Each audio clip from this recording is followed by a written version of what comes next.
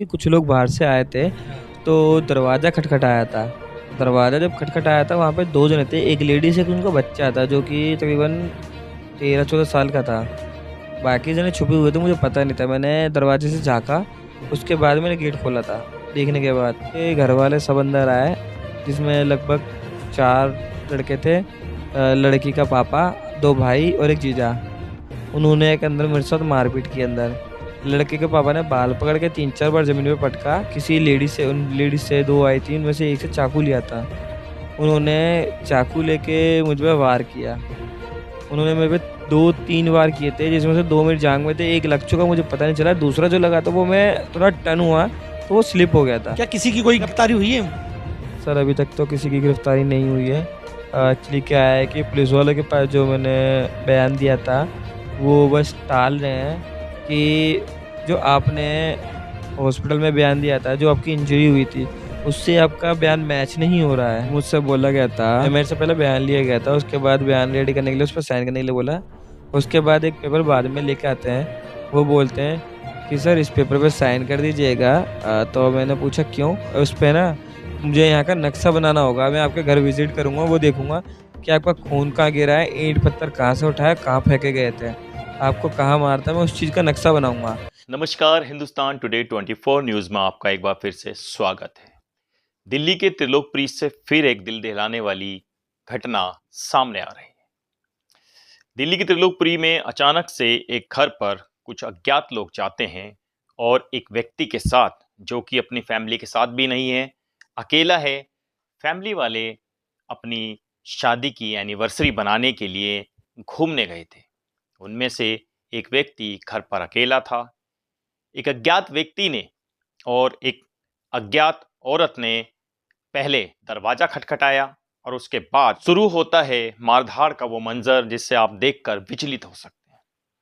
दरअसल दिल्ली के अंदर बढ़ते अपराध को लेकर अगर मैं दिल्ली पुलिस की बात करूं या प्रशासन की बात करूं, तो ये कहना बिल्कुल गलत नहीं होगा कि अब हो सकता है जो दिल्ली में रहने वाले व्यक्ति हैं उनको अपनी सुरक्षा खुद करनी पड़ेगी।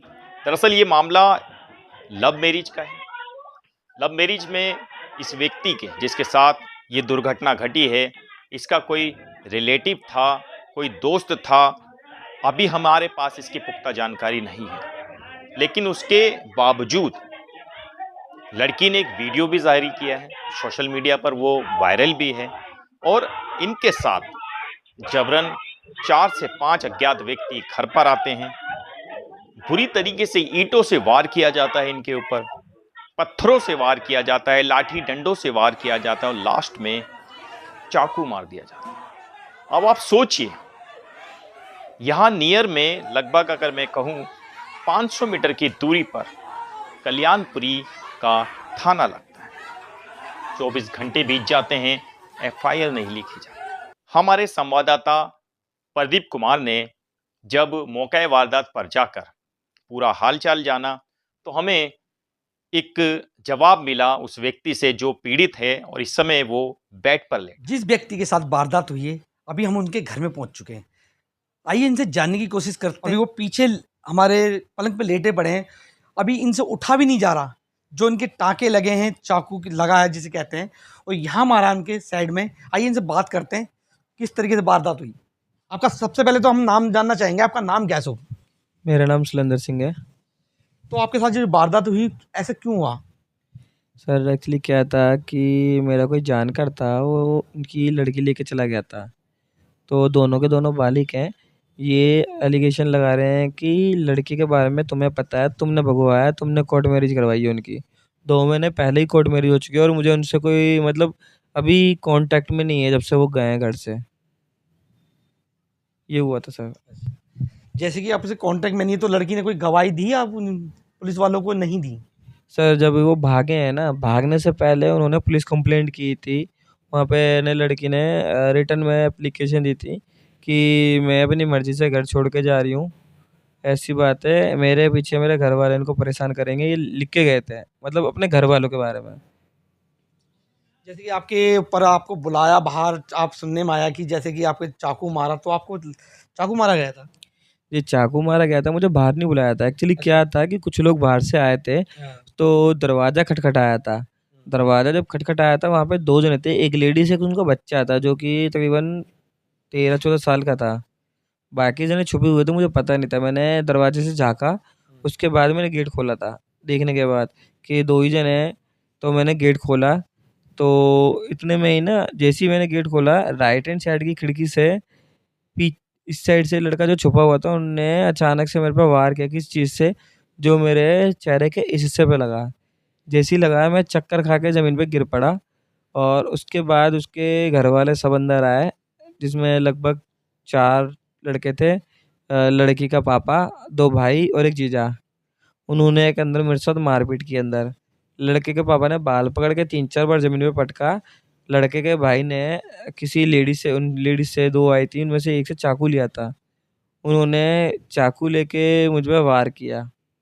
उन्होंने मेरे पे 2-3 वार किए थे, जिसमें से 2 मेरी जाँघ में थे, 1 लग चुका मुझे पता नहीं चला, दूसरा जो लगा था वो मैं थोड़ा टर्न हुआ, तो वो स्लिप हो गया था। और एक मेरे फेस पे वार किया था, जिसको मैंने पकड़ लिया था, उनको धक्का दे दिया। उसके बाद वो लड़की का छोटा भाई और लड़की का जीजा मुझे घसीटते हुए घर से बाहर ले गए। बाहर जाके फिर उसके पापा ने, उसके बड़े भाई ने डंडों से और ईंटों से मेरे पर लगातार वार किए। लड़की का भाई ने मेरी कमर में, बड़े वाले भाई ने अंदर ही कुछ मेरे गर्दन पे मारा था, जिससे मेरी गर्दन की जो हड्डी है ना ऊपर की तरफ, उसमें कुछ मतलब दर्द ऐसा बैठ गया है, मेरी ना गर्दन सीधी नहीं हो रही। सपोर्ट की वज़ह से मैं लेट रहा हूँ, अगर मैं थोड़ी देर बैठता भी हूँ तो ज़्यादा देर बैठ नहीं पा रहा। सर मेरा आगे गिर रहा है बार-बार, सपोर्ट चाहिए उसको। जैसे कि भाई बिल्कुल उठ भी नहीं पा रहा। अब देखो किस स्थिति में लेटा पड़ा है भाई। अब खुद सोचिए कि किस तरीके से इन्होंने वार करा। आप उनको जानते थे क्या आप? जी, मैं सर मैंने सिर्फ़ एक लड़के को जानता था उसके, क्योंकि जब मैं जो लड़का भगा के लेके गया उसके यहाँ जाता था, तो वो लड़का कई बार मुझे गली में मिला है तो हाय हेलो होती थी। बाकी मैं नहीं जानता उनको किसी को। आप क्या चाहते हो कार्रवाई में? मैं चाहूँगा उनको पकड़ा जाए, उनको सज़ा दी जाए, न्याय मिले मुझे। जी सर। आपने पुलिस वालों को कॉल करा था?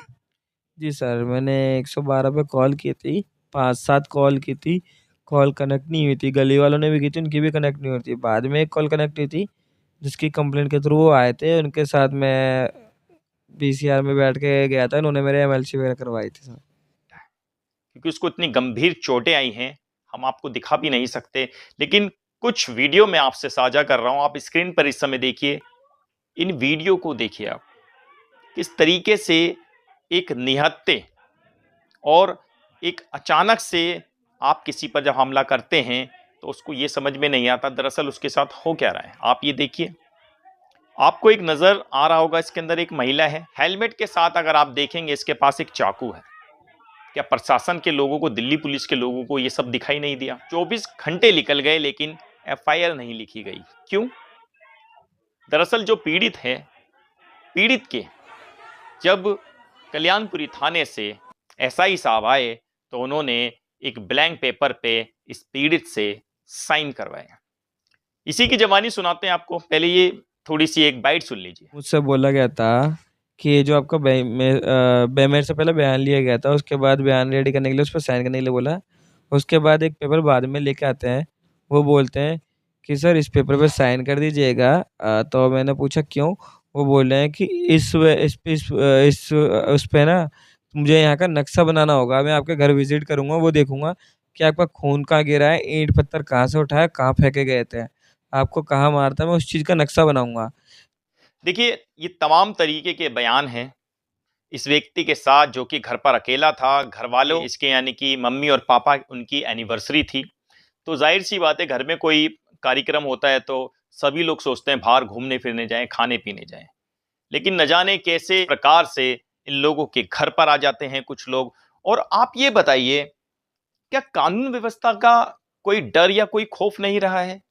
लोगों को ऐसे ही मार दिया जा रहा है? क्या देश में जो लोग कानून का पाठ पढ़ाते हैं या लोग जो कहते हैं संविधान से देश चलेगा, ये किस तरीके का देश होता जा रहा है? हमारे समाज के अंदर अगर इस प्रकार से ऐसा चलता रहा, कानून व्यवस्था का डंडा अगर टाइट नहीं रहा, ऐसा ही लचीलापन चलता रहा, तो एक दिन एक दूसरे को लोग ऐसे ही सड़कों पे काटेंगे। तमाम तरीके के हम ऐसे मुद्दे देखते हैं। आज लोग एक दूसरे के खून के प्यासे हो गए। हम बात करते हैं भाईचारे की, हम बात करते हैं एक दूसरे के प्रेम की।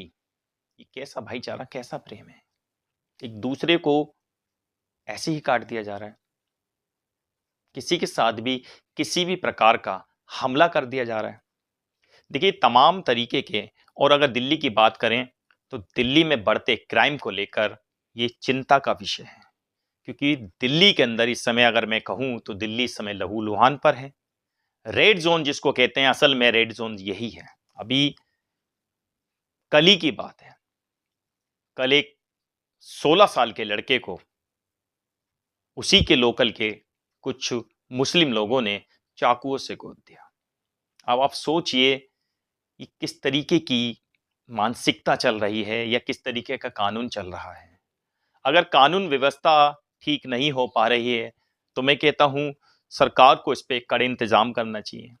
यहाँ पर ऐसे कुछ आर्मी या कुछ ऐसे सुरक्षा बल बिठाने चाहिए। मुझे लगता है कहीं ना कहीं दिल्ली पुलिस से, यानी कि जो पुलिस है, उससे ये चीजें सुलट नहीं रही है, या पुलिस का अब लोगों में खौफ नहीं रहा है।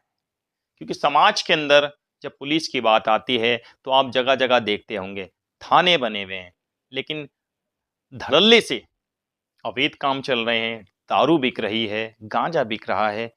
कुल मिला के अगर मैं आपको कहूं हर वो काम हो रहे हैं जो इलीगल हैं, तो फिर थाने किस लिए बनाए गए हैं? हम पुलिस डिपार्टमेंट पर हमारे घरों से टैक्स कटता है, हमारी सुरक्षा के लिए टैक्स कटता है, तो हम किस बात का टैक्स देंगे अगर हमें अपनी सुरक्षा खुद करनी पड़ेगी? तो जब हम थाने जाते हैं तो हमारी कंप्लेंट नहीं लिखी जाती, क्यों? क्या इसीलिए यही संविधान है? जिन लोगों को नहीं पता वो बेचारे चक्कर लगाते रहते हैं। ऐसे ही इस केस में भी हुआ है। 24 घंटे बीत जाते हैं, जबरदस्ती बोलकर एफआईआर लिखाई जाती है। क्या जो प्रशासन के लोग हैं, जो कानून के लोग हैं, जो कानून के रखवाले हैं, अगर वो ही इस तरीके से लोगों के साथ करेंगे तो आप सोचिए आम जनता का क्या होगा।